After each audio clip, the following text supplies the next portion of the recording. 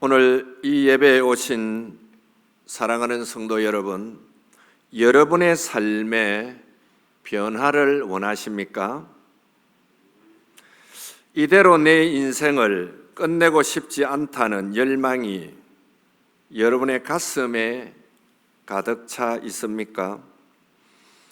때로는 고난과 이유 없는 고통 가운데서도 절망하지 않고 소망을 노래하며 살아갈 힘을 얻고 싶으십니까?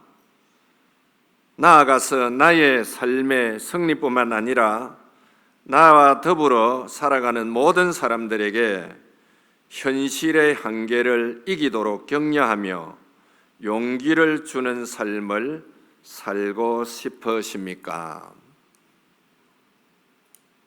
그렇다면 오늘 제가 하는 이 설교 말씀에서 주님의 제자인 야고보를 주목해 보시기 바랍니다. 진정한 변화의 사람 야고보를 만나보십시오. 세상의 욕망을 영적인 것으로 승화시킨 야고보의 열정에 관심을 가져보십시오. 야고보로 하여금 그의 삶을 지탱하며 붙들어 준 것이 무엇인지를 귀담아 들어보시기 바랍니다. 남을 비판하기를 좋아했던 그가 전도자가 되고 남을 심판하기를 즐겨했던 그가 격려자가 되었습니다. 남을 지배하기를 사모했던 그가 섬기는 자가 되었고, 변하기 전의 그의 삶에서 어부로서의 살았던 그는 그가 잡은 모든 물고기는 죽는 것이었습니다. 그러나 예수님을 만남으로 사람 낚는 어부로서 그가 잡은 모든 사람들은 새롭게 태어났습니다. 죽이는 자가 살리는 사람이 되고 열정의 사도가 되어서 예수 그리스도를 위하여 헌신하고 그의 인생의 가장 복된 사람으로 살 수 있었던 야고보의 삶은 어떤 삶이었는지 오늘 우리가 말씀을 통해서 한 세 가지를 말씀드리면서 함께 은혜를 나누려고 합니다. 그 첫째는 결단력이 강한 사람이었습니다. 오늘 본문을 한번 보시기 바랍니다. 예수님께서 갈릴리 해변으로 지나가다가 제자들을 선택하는데 제일 먼저 베드로와 안드레를 부르셨습니다. 그러다가 예수님께서 조금 더 또 가시니까 갈릴리 바다에 이쪽 편에서 고기 잡던 베드로와 야고보를 부르시고 따라오라 그러니까 그 두 사람이 따라옵니다. 그리고는 또 조금 더 가보니까 역시 또 고기 잡는 사람이 있습니다. 그 사람이 누구냐 하면은 야고보와 요한이었습니다. 오늘 이 두 사람은 세베대의 아들 야고보와 요한인데 그들도 배에 있어 그물을 깃고 있습니다. 그러니 그물을 손질하면서 고기 잡을 준비를 또 하고 있는 오늘 이 두 제자를 예수님이 보시고 20절에 곧 부르시니 예수님이 그 두 제자를 부릅니다. 그런데 오늘 이 두 제자가 예수님이 부르니까 어떤 행동을 취하는지 20절 다시 한번 읽어봅니다. 20절 시작. 곧 부르시니 그 아버지 세베대를 품꾼들과 함께 배에 버려두고 예수를 따라가니라. 할렐루야. 예수님이 부를 때 오늘 이 두 제자가 야고보와 요한이 아버지도 버려두고 같이 고기를 잡는 품꾼들도 버려두고 배도 버려두고 즉각 예수님을 따라갔다고 하는 말입니다. 야고보가 버린 것이 무엇입니까? 지금까지 자기가 삶의 모든 도구요 터전이라고 여겼던 것들을 다 버려버리고 예수님을 따라갑니다. 우리가 뭘 버린다고 할 때는 어떤 것을 버립니까? 아무 쓸모없는 것을 버립니다. 여러분의 집에 가구를 버린다 그러면은 오래되고 낡아서 못 쓰는 것, 내가 오랫동안 신었던 신발을 버립니다. 옷도 못 입는 옷을 버리고 가구도 못 쓰는 것을 못 쓰는 것을 버리죠. 그런데 지금 이 야고보는 버릴 수 있는 것을 버린 것이 아니라 버릴 수 없는 것을 버리는 것입니다. 이게 놀라운 야고보의 결단이라고 하는 말입니다. 버리지 말아야 할 것을 버립니다. 좋은 옷을 버리는 사람이 어디 있습니까?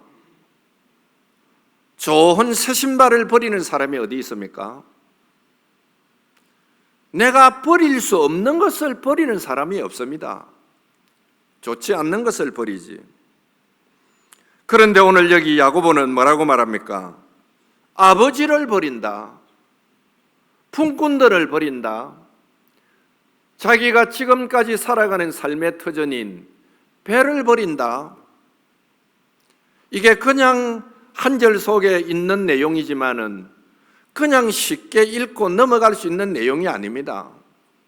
예수님이 오늘 여러분을 부를 때 직장을 버리고 가정을 버리고 일터를 버리고 예수님을 따라간다. 그게 쉬운 일이냐고.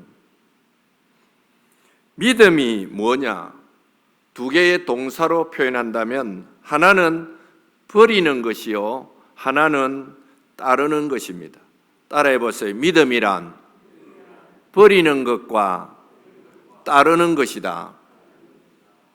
성경에서 개인의 변화와 공동체의 변화, 그리고 역사와 민족의 변화에 반드시 등장하는 것은 버리는 역사가 먼저 선행되는 것입니다. 창세기 12장에 보면 하나님께서 아브라함을 부르셔서 그를 믿음의 조상으로 삼으셨습니다. 하나님이 아브라함을 부릅니다. 아브라함아 나를 따라오너라. 그럴 때 하나님께서 아브라함에게 뭐라고 말합니까?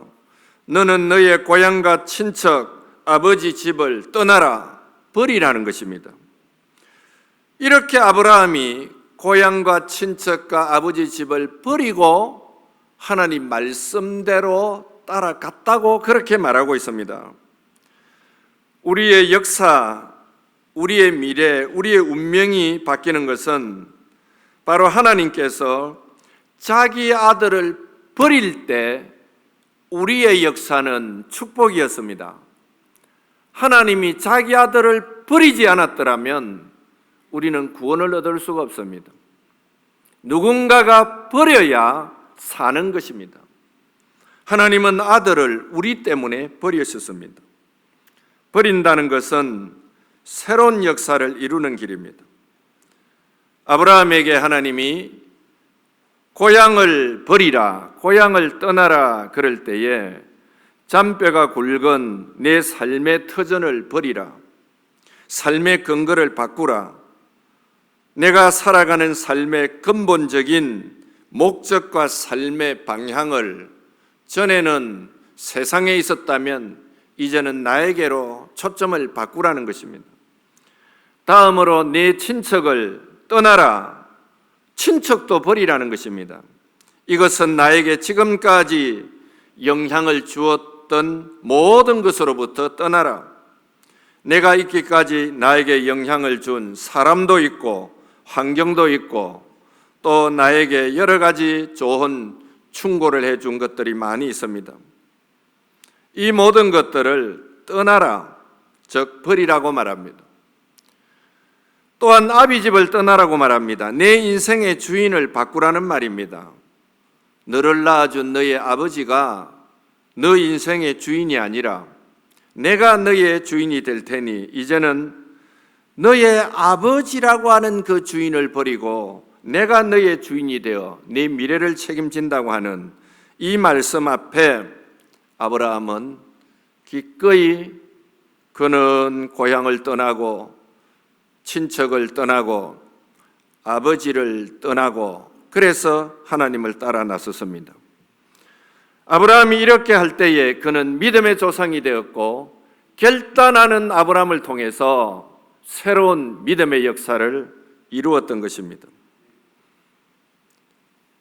저 이방 여자였던 룻이 자기 친정으로 돌아가라고 하는 나오미의 말을 듣고 오늘의 룻은 시어머니를 따를 때 자기 친정을 버리고 그 시어머니가 믿는 하나님을 따를 때 룻이라고 하는 여자가 예수 그리스도를 낳는 그런 족보의 반열에 올라가게 되었습니다. 기생 라합, 그는 여리고의 삶을 버리고 거기에 쳐들어왔던 이스라엘 백성 정탐꾼을 숨겨줍니다. 그 정탐꾼을 숨겨준 것은 하나님의 백성을 따랐다고 하는 말입니다. 그럴 때에 오늘 이 기생 라합도 예수 그리스도의 족보에 들어가는 위대한 어머니가 되었습니다. 마태복음 16장 24절에 아무든지 나를 따라오려거든 자기를 부인하고 자기 십자가를 지고 나를 따르라고 말합니다. 성경에서 진정한 변화의 삶을 살기를 원하고 운명을 바꾸고 역사를 바꾸는 삶을 가지기를 원한다면 오늘 너희들은 버릴 것은 버리고 따를 것은 따르는 결단의 사람이 되라고 말합니다. 모세는 바로의 공주의 아들됨의 영광을 버렸습니다. 애굽에 가만히 있었더라면 바로라고 하는 그 왕의 인자가 되어서 애굽을 다스리는 통치자가 될 수 있었지만은 히브리서 11장 23절에서 26절에 보면 모세가 낳았을 때 그 부모가 아름다운 아이임을 보고 석 달 동안 숨겨 왕의 명령을 무섭하지 아니하였으며 믿음으로 모세는 장성하여 바로의 공주의 아들이라 칭함받기를 거절하고 도리어 하나님의 백성과 함께 고난받기를 잠시 제약의 낙을 누리는 것보다 더 좋아하고 그리스도를 위하여 받는 수모를 애굽의 모든 보화보다 더 큰 재물로 여겼으니 이는 상 주시는 이심을 바라봄이라. 할렐루야. 왜 모세가 그걸 거절합니까? 하나님께서 그에게 줄 상이 따로 있다는 것을 보았기 때문에 그는 결단했다고 하는 말입니다. 요셉은 어떻습니까? 그가 어릴 때부터 꾸었던 그 꿈을 이루기 위하여 형제들에게 부모에게 이야기하여 팔려가는 신세가 되고 고난을 받는 그런 신세가 되었지만은 후일에 애굽에서 총리가 되어서 그의 가족들을 만났을 때에 형님들이 나를 버린 것이 축복이었다고 말합니다.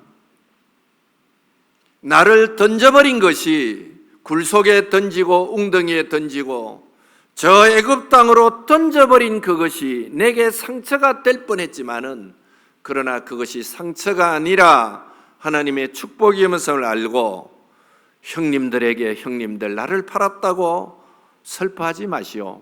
하나님께서 우리 가족을 구원하려고 먼저 나를 애굽으로 보냈다고 그들을 용서하는 요셉이었습니다. 기도원은 어떻습니까? 그는 하나님을 따르기 위하여 자기의 연약함을 버렸습니다.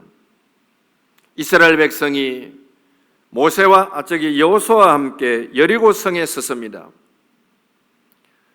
난공불락의 성이지만은 여호수아는 그들을 향하여 우리가 매일 한 바퀴씩 돌다가 마지막 날 7바퀴를 돌면 이 성이 무너진다고 하는 그 여호수아의 이야기 앞에 이스라엘 백성들은 자기 주장도 자기 경험도 말하지 아니하고 그대로 따랐더니 여리고성이 무너졌습니다. 주님을 따른다는 것이 무엇입니까? 그건 바로 주님 말씀대로 살겠다는 것입니다. 오늘 이 야고보 사도는 예수님이 부를 때에 아버지도 버리고 품꾼도 버리고 배도 버리고 모든 것을 버리고 주님을 따르는 결단의 사람이었습니다. 사랑하는 성도 여러분, 오늘 이 야고보 사도는 열정의 사도인데 그는 결단을 잘했습니다. 우리가 이 땅 살아갈 때에 이 길로 갈 건지 저 길로 갈 건지 결단할 때가 많습니다. 그럴 때 우리 주님이 나를 부르실 때에 그 주님의 음성을 듣고 주님이 원하는 쪽으로 결단하는 성도가 되기를 바랍니다. 두 번째, 오늘 이 야고보 사도는 어떤 사도인가? 예수님의 말씀을 받아들이고 순종한 사람입니다. 야고보의 삶의 방식을 성경에서 몇 가지로 살펴볼 수 있는데, 첫째는 누가복음 9장입니다. 자, 성경을 한번 내보세요. 누가복음 9장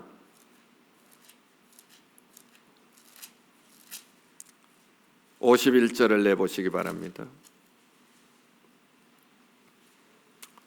51절에서 56절을 한번 읽어봅니다. 누가복음 9장 51절에서 같이 읽어봅니다. 예수께서 성천하실 기약이 차감해 예루살렘을 향하여 올라가기로 굳게 결심하시고 사자들을 앞서 보내시며 그들이 가서 예수를 위하여 준비하려고 사마리아인의 한 마을에 들어갔더니 예수께서 예루살렘을 향하여 가시기 때문에 그들이 받아들이지 아니하는지라. 제자 야고보와 요한이 이를 보고 이르되 주여, 우리가 불을 명하여 하늘로부터 내려 저들을 멸하라 하기를 원하시나이까? 예수께서 돌아보시며 꾸짖으시고 함께 다른 마을로 가시니라. 할렐루야. 지금 예수님이 이제 곧 죽을 때가 되어서 예루살렘으로 지금 올라가고 있습니다. 그런데 이스라엘 나라 가보면 굉장히 덥습니다. 너무너무 비도 오지 않고, 최근에 이스라엘 예루살렘에 비가 막 왔다고 하는 그런 보도가 있어서 얼마나 이스라엘 사람들이 좋아하는지 모릅니다. 유튜브에 보니까 최근에 이스라엘에 그 예루살렘 비가 많이 와서 너무 좋았대요. 비가 잘 오지 않습니다. 굉장히 덥습니다. 우리가 성지순례 가면 버스를 타고 저 멀리 주차장에다 차를 대놓고 그 예루살렘 성이나 들어가 구경하려고 가면 걸어가기 때문에 너무나도 피곤합니다. 다리도 아프고 여행 다니면. 그건 지금 예수님과 제자들이 계속 다니면서 복음을 전하는데 너무너무 피곤한 거예요.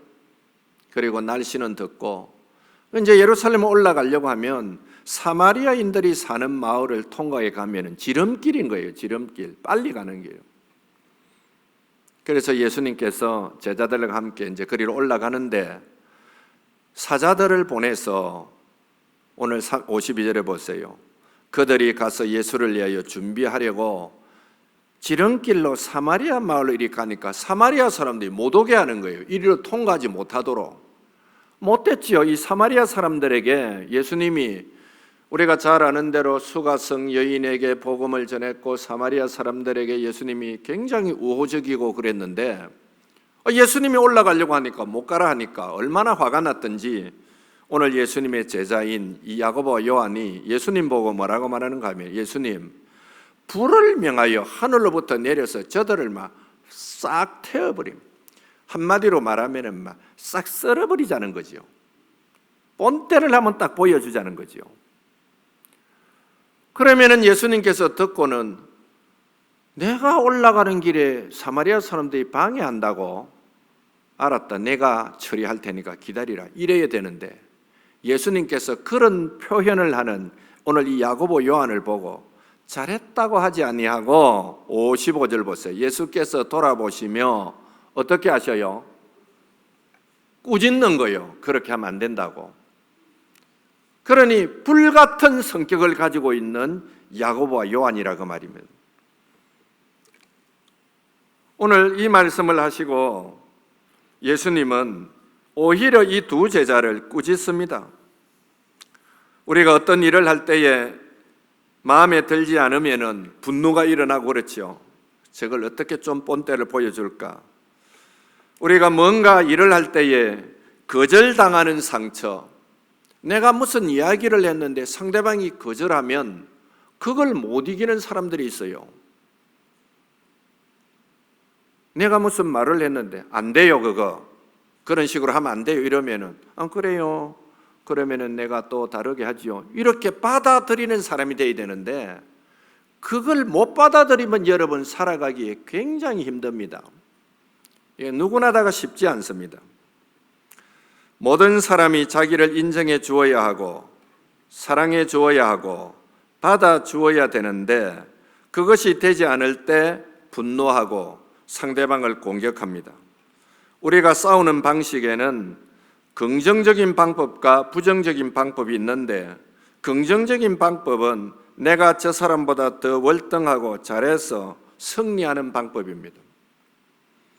그러나 부정적인 방법은 저 사람의 약점과 부족한 면을 헐뜯어서 끌어내리고 자기가 그 자리에 올라가는 그런 사람들, 우리 한국 사람들이 갖고 있는 내가 어떻게 하든 열심히 해가지고 내가 그냥 올라가면 되는데 노력은 적게 하고 남이 하는 말 듣기 싫어서 끌어내려서 상대방을 끌어내려버리고 자기가 올라가는 이 부정적인 방법을 취하는 사람이 한국 사람에게 많다고 말입니다.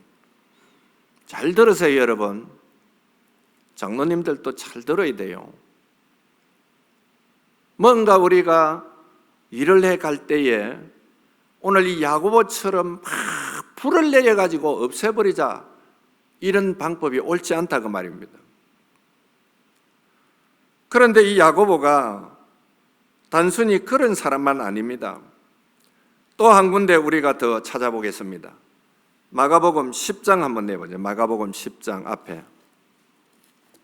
마가복음 10장 35절 읽어봅니다. 세베대의 아들 야고보와 요한이 주께 나와 여짜오되 선생님이여 무엇이든지 우리가 구하는 바를 우리에게 하여 주시기를 원하옵나이다. 이르시되 너희에게 무엇을 하여 주기를 원하느냐 여짜오되 주의 영광 중에 우리를 하나는 주의 우편에 하나는 좌편에 앉게 하여 주옵소서. 예수께서 이르시되 너희는 너희가 구하는 것을 알지 못하는도다. 내가 마시는 잔을 너희가 마실 수 있으며 내가 받는 세례를 너희가 받을 수 있느냐.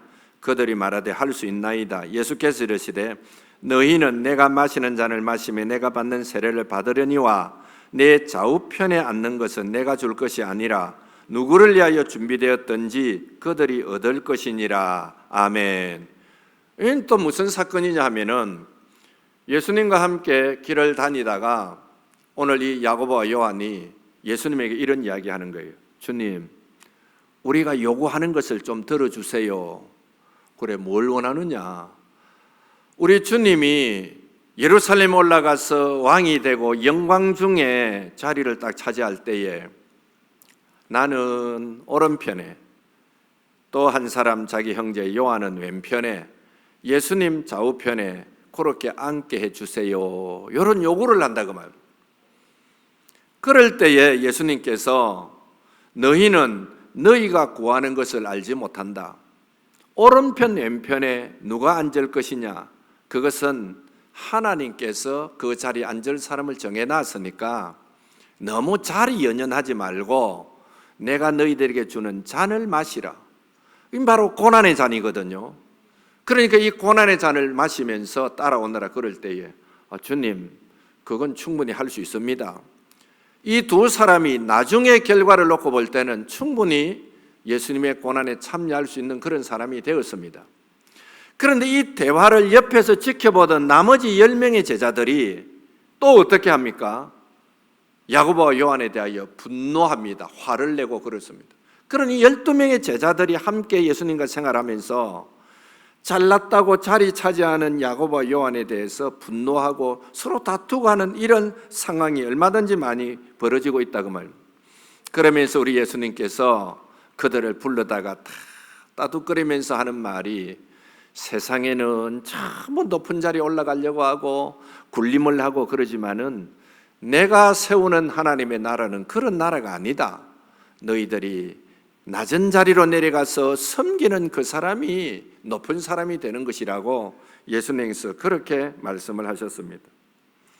이럴 때 우리 예수님께서 야고보와 요한을 보고 어떻게 너희들은 그렇게도 높은 자리를 차지하고 말을 잘 안 들으면 분을 내가지고 불을 내려서 썰어버리려고 하고 하는 이런 마음을 갖느냐?